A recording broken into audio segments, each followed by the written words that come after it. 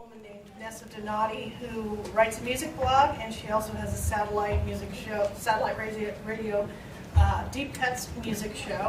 And this, she has been harassed online by an internet troll who is starting to release information about her.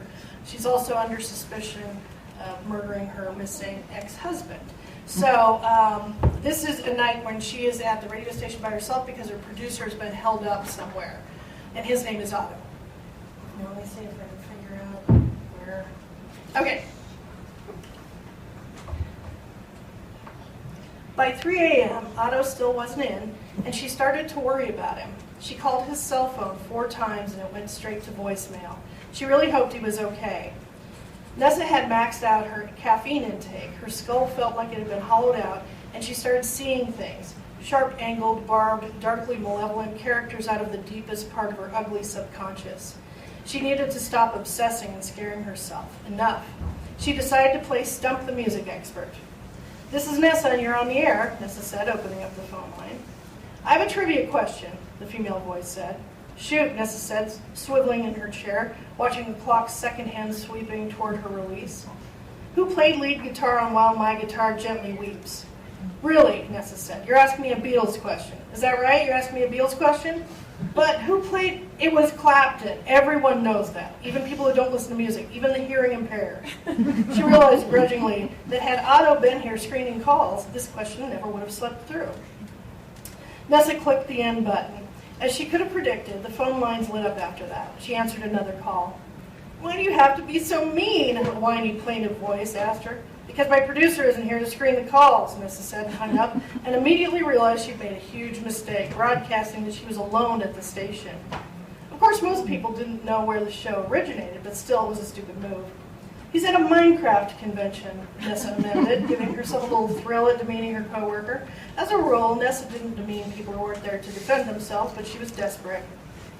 "What's the spine number on?" Nessa hung up unceremoniously. "Come on, you know the rules. No spine number, album cover, color questions." "What's Elvis Costello's real name?" "Declan McManus," Nessa said and hung up. "Next." 4 famous rap artists went to the same high school in Brooklyn, New York, called George Westinghouse Junior High School Career and Technical Education.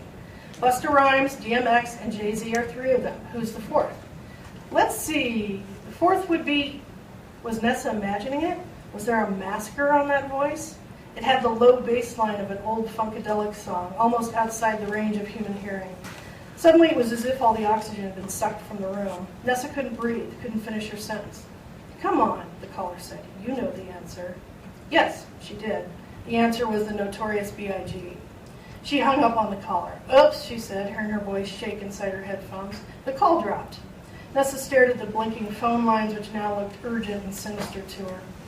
She tentatively reached for the buttons and pushed one. "This is Nessa, and you're on the air." "The answer," said the same masked voice, "is the Notorious B.I.G. The same person was on 2 phone lines, obviously calling in from multiple cell phones. "You look really good in that black shirt." Nessa stood up so fast her face bumped the microphone, setting off a screech of feedback. She looked out the window through the 3 consecutive panes of glass. He was out there. He could see her. He knew what she was wearing. Nessa sat back down with a thud and clicked the next song button, then yanked the headphones off her head and ran out of the studio. Looking through just 2 panes of glass now, she could see nothing but the amorphous shapes made by the light reflecting back on itself into infinity. Nessa turned off the lights as The Prey by the Dead Kennedys played in the background. Great, only one of the creepiest songs ever recorded. Nessa pressed her face against the glass, her hands making a wide telescope around her eyes, straining to see into the dark nothingness of the field beyond the station. Was he out there in the tall weeds? Nessa mashed her fists into her eyes, trying to clear her vision, distorted from light and reflection and now dark. She squinted back out into the windy night and couldn't see the figure anymore. Nessa flipped the deadbolt lock and crept out into the dark, looking around wildly. "I know who you are," she shouted. Nothing but hot wind and darkness. She couldn't see anyone or anything. "What do you want?" Her fear was turning into something else. She wasn't afraid. She was livid, and it drowned out everything else. Who did this guy think he was, terrorizing her and her son like this, trying to frame her for murder? This aggression would not stand. "I'm not afraid of you," she yelled. "If I catch you, I'm going to kick your pathetic, rapey ass." No sound, no movement, but someone was out there. Someone was watching.